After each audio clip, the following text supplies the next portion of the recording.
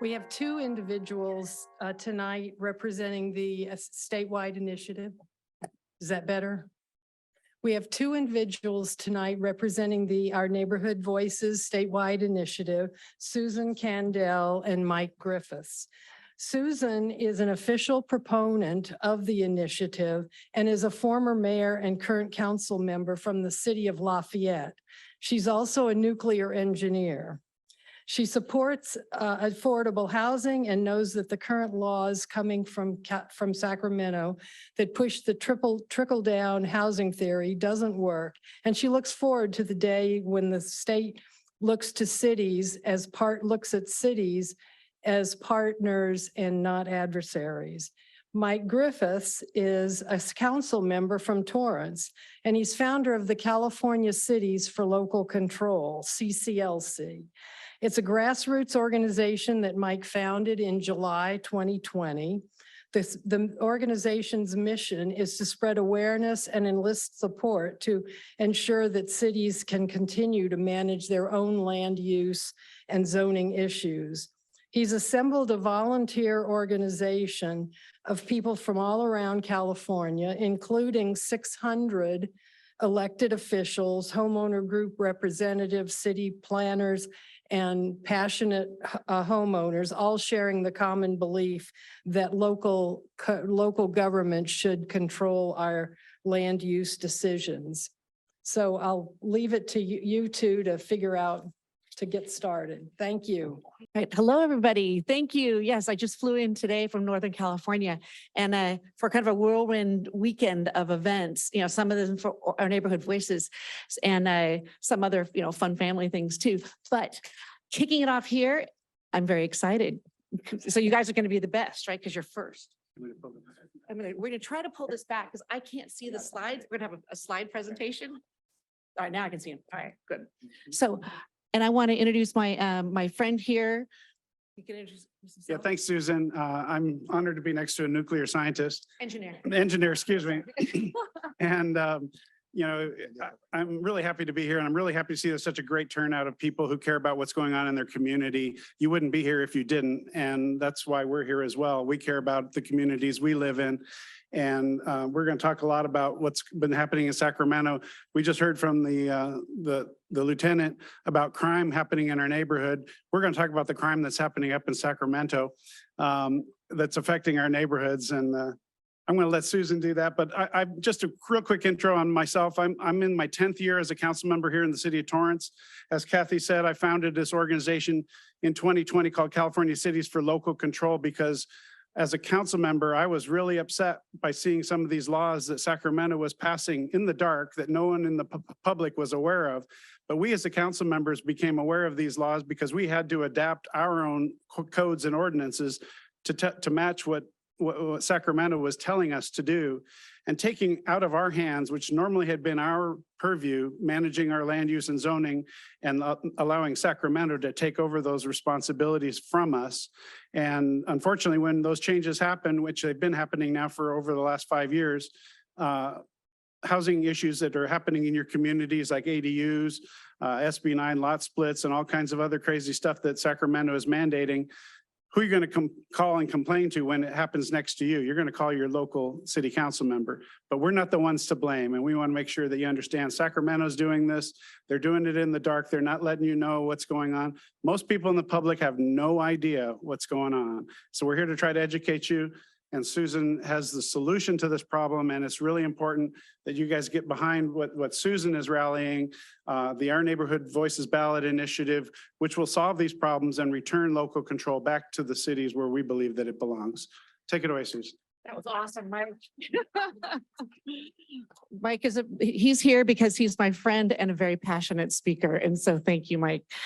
So I will start with this. I'll try to go through the slides quickly because the Q&A part, you guys, is so important because that's where we get, some more information sharing. So if we start the slides. Trying to. We can go, okay. See. Page down usually works. It is. All right. Perfect. Okay.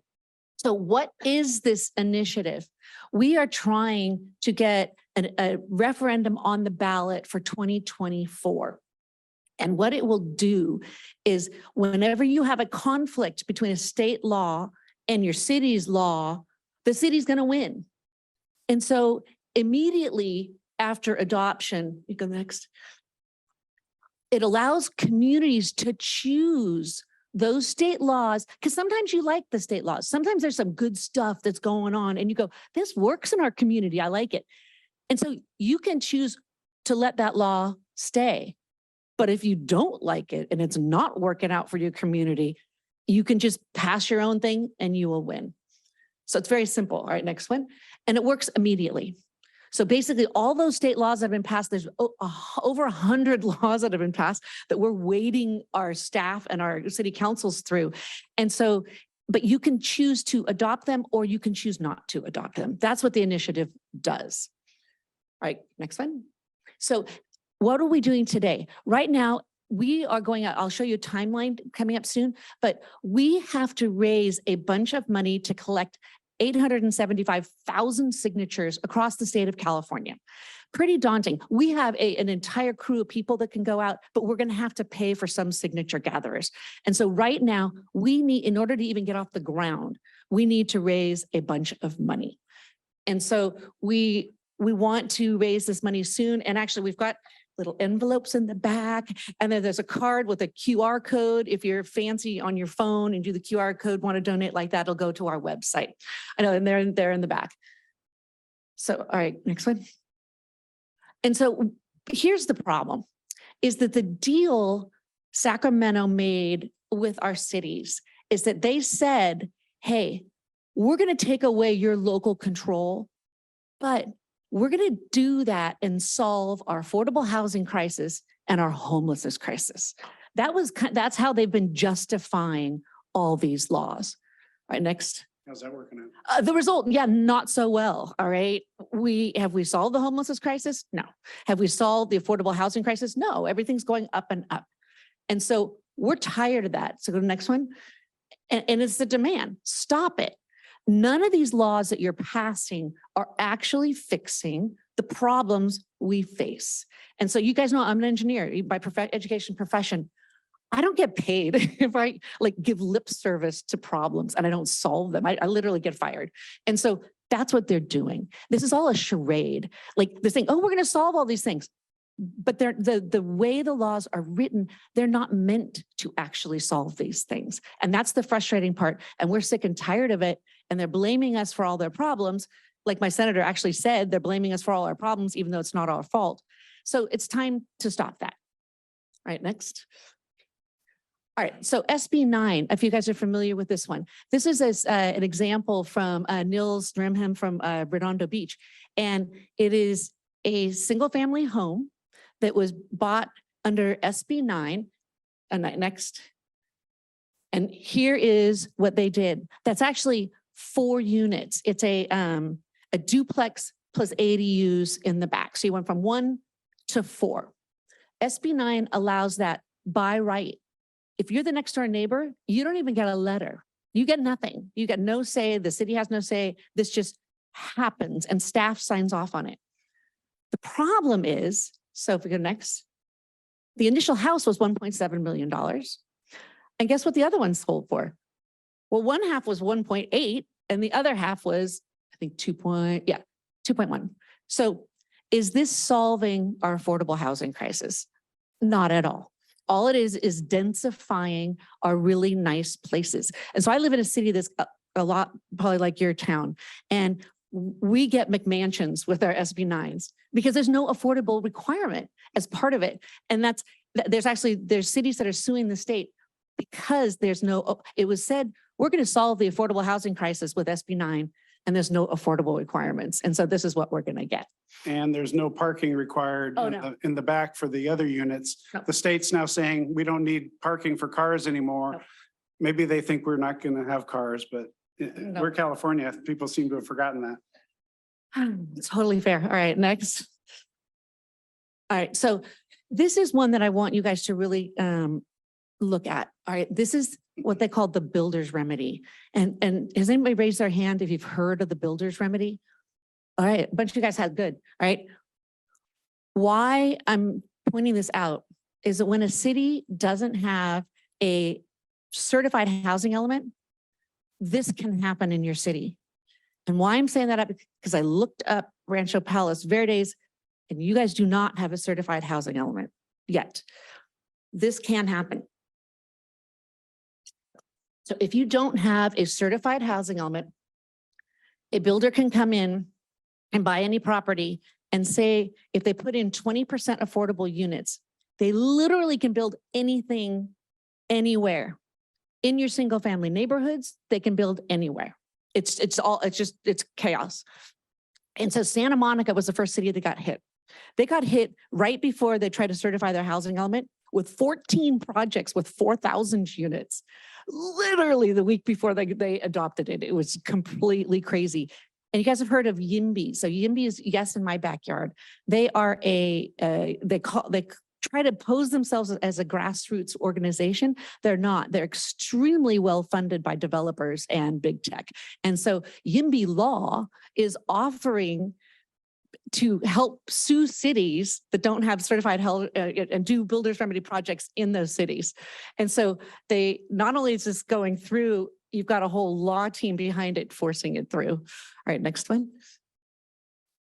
So here's a couple of them. Okay, so there's one in, where was that one? Oh, that's in Palo Alto. So it's happening all over the state.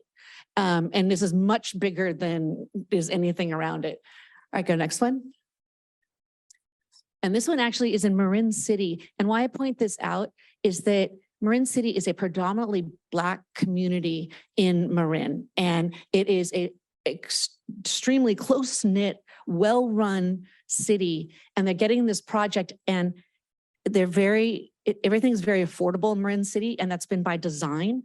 None of the affordable units in here are even affordable by their residents because it's by county. And so it's really sad, because they're going to take out a bunch of the current housing that is affordable and put in this stuff that's not even going to be affordable for their residents.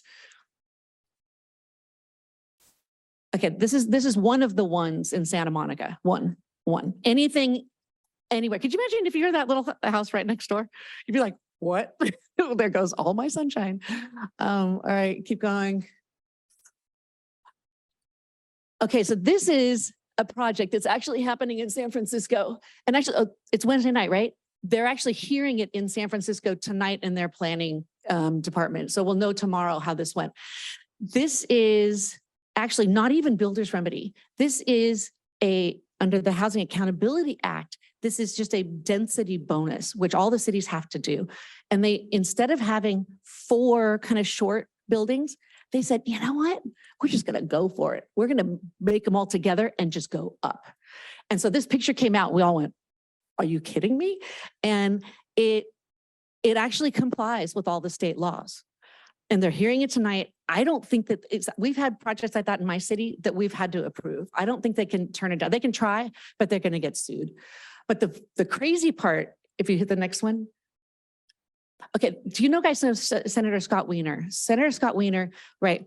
He's a really smart guy who has been the mastermind of all these bills. When you say 100 bills, they're 100 bills, but they interact all with each other. So it's really hard to figure out. It's like, why is he passing that? Oh, because the next bill goes on and plays on it, right? He's just this mastermind in there. This is in his district. He's even trying to distance himself from that. He's like, I don't think any of the laws that I passed, fed into this. And you're like, are you kidding me? All of the laws that you passed are feeding into this. And so it's been funny. And if you go to the next one, and then we have a bunch of YIMBY folks around here. They're like, oh, how beautiful. You're like, you've got to be kidding me. So anyways, so this is coming. This is the natural progression of all the laws that have been passed in Sacramento. One of the new ones, Wiener's new ones, SB 423, exempts the coastal zones. Yeah, nobody's done that before. I'm like, wow. Anyways, so this is one in Redondo Beach. I don't know whether it's going to end up, but it's also another builder's remedy project. It's on a defunct power plant, and it's just a monster. All right, keep going. And another one in San think this is, I think this is also in Redondo Beach.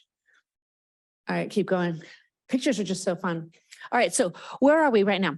So literally within the next couple of weeks, we are going to submit to the Attorney General our rewritten initiative. We tried this before. We didn't get enough signatures. We pulled it back. And we pulled it back because there was a couple things in there that people were saying, there's all these unintended consequences. And we went, oh, okay. So we regrouped.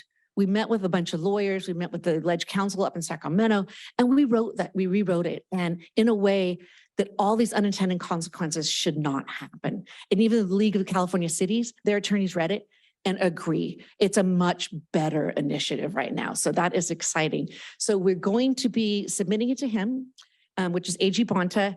We're hoping he doesn't distort it. They're not supposed to. And then he gets, I think, 60 days. And then he gets it back to us. And then it's hit the ground running, start collecting signatures. And so we've collected about $700,000 so far. We're trying to get 3 million, and it's across the whole state.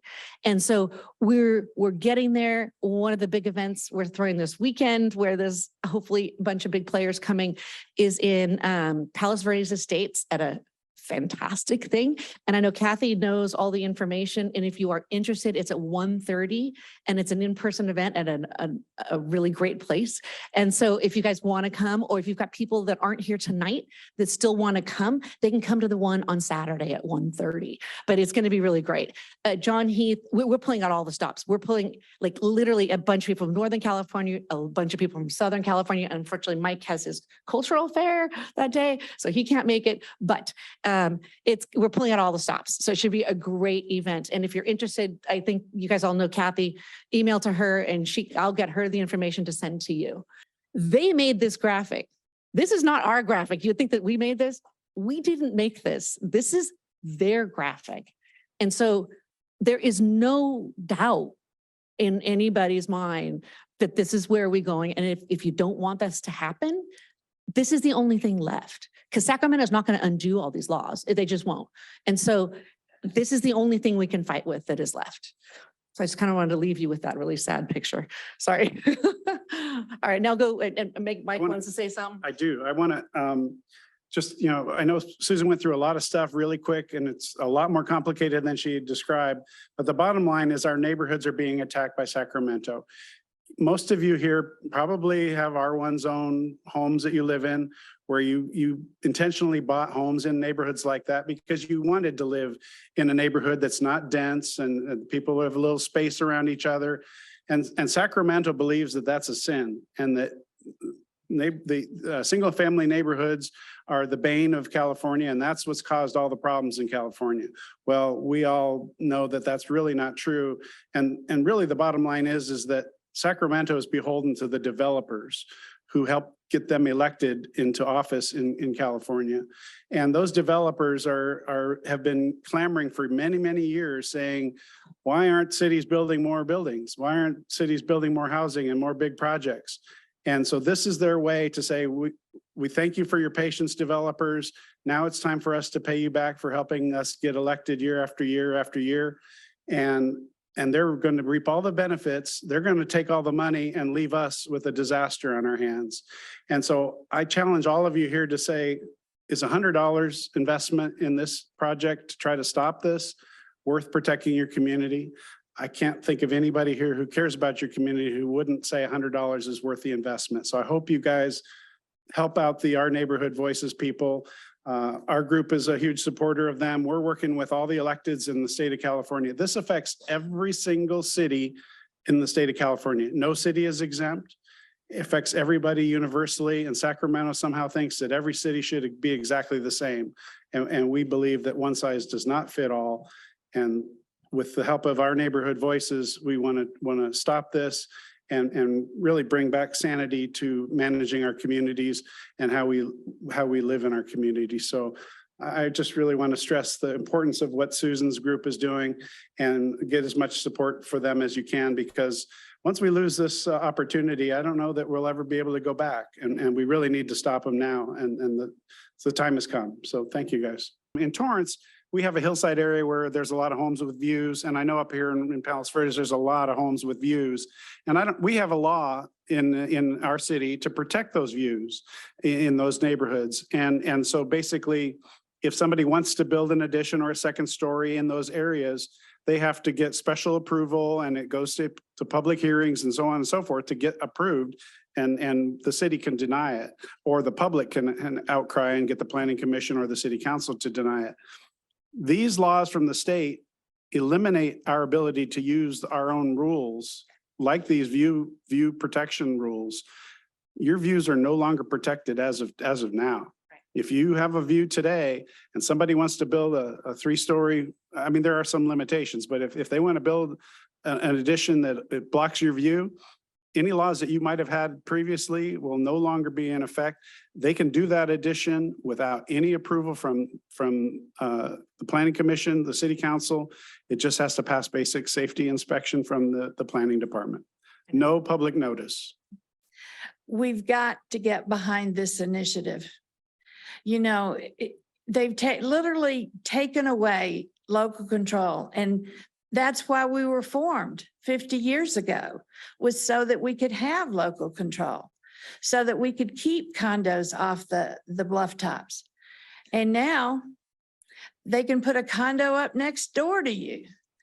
With all the way the laws are written, and if they all go through and this initiative doesn't pass, we're all sort of up the creek. I mean, not just sort of, we are up the creek. There is no provision for any infrastructure at all. When I think about where I live, some of you know on Seaglen, it's a short down the curve, down the hill street, and there are already people that park on the street. But if someone took my lot, divvied it up into 4 units, that would be 4 more cars minimum on there, because no, we don't live near a bus line. And then how would a fire truck get in there? They can't. It's so important. And really and truly, this only benefits developers. That's, you know, follow the dollar. And when you follow the dollar on all these initiatives, on all of these laws that are coming out, they're benefiting developers. And I've worked with the developers on a lot of different things, but that's why we have our rules, and that's why we have our planning commission. And when you just obliterate everything and say, okay, go ahead, build whatever you want, we're in trouble. And that's where we stand right now. Let me turn it over to our esteemed city manager. Ara? Thank you, Dave. Thank you, and the mayor, for, I think you covered everything I'm going to cover, but I'll just add a little bit more detail. I apologize for being redundant, and I tend to talk a lot. I can't keep my mouth shut, and so that's why I kept coming up to the podium here. And I can tell you what you heard this evening is very serious. I've been saying this to this group, to many of the public that I speak to, even before I became city manager. You need to be paying attention to what's happening. You need to be paying attention to RENA, because it's changing your quality of life. It's threatening what why you moved here. People move to certain neighborhoods, they move to certain areas based on what they're looking for. And the peninsula is a certain, has a certain character. Other areas have different characters, and you choose where you want to go. It shouldn't look the same. And that's important. The California Constitution, like I said, it gave cities local control. It said you can create you have to have a general plan. That general plan is your vision.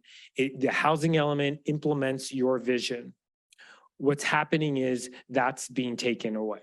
And so I say all the time that, yes, we do have a housing crisis. Yes, we do have an affordability crisis. We do. but let the cities decide how to address that issue for that city. And that's what this is all about. And so when they're telling you, you need to tell people about SB 9, need to tell people about SB 423, you do, because people don't know. I know my circle of friends don't know. People don't know, they don't follow these things. There's no longer single family residential zoning. It's gone. SB 9 eliminated it. So there's no longer single family. So when you hear people saying single family, no, you do not have single family. It's no longer allowed. The builder's remedy, what you heard, the threats, those developments, we have received an application for that. And I'm being told there may be 9 more applications coming our way. I was told that yesterday. So this is very concerning to me. Which is what prompted me to talk to the city attorney yesterday about our housing element and finding a more streamlined approach to getting that done. Because I feel like we are vulnerable and more at threat while we don't have a housing element. And there are just a few things that we have to do, and we have to rezone these properties. But if SB 423 passes, if we don't have a housing element, it's no longer just zoning. You have to build it, or else you're subject to these penalties. And the city can't build it, and we can't force developers. We are trying to redevelop certain areas of the city. I have met with different developers. I have spent hours with them touring the city. They express an interest. They want to do a mixed use development in areas where we think it's suitable. And then I don't hear from them again. So I can't even force them to come. I'm almost like putting down the red carpet to invite them to do some mixed use. If they see it, it doesn't pencil out, or they walk away. So anyway, I don't want to talk too much about that. You've heard it. You do need to talk about it. Tell your friends about it. The city, on our website, we do have a page called the Legislative Corner. It has legislation on it. It tells you where the city council takes positions. Our council is very vocal about taking positions. And the one thing I know as the city manager working with the council is they don't just take a position. They try to justify it and explain an alternative to it. So it's not like, no, we oppose this. We oppose it, but why not try looking at it a different way? And I think that's important so that people start to think outside the box.